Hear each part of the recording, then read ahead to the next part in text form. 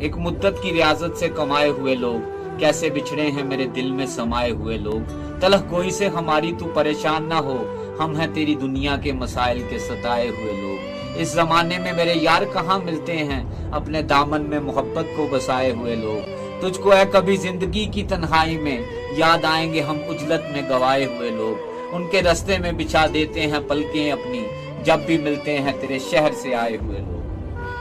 السلام علیکم. جس کے ساتھ ہونے کا غرور تھا مجھے اس نے ہی میری محبت کا مذاق اڑایا.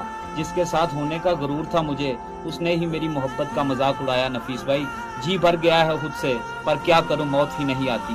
اس کے میرے پیار کی بس اتنی سی کہانی ہے, اس کے میرے پیار کی بس اتنی سی کہانی ہے. اس نے مجھ سے کبھی پیار نہیں کیا اور میں نے اس سے کبھی نفرت نہیں کی. السلام علیکم. اپنی کہانی کیسے کہیں گے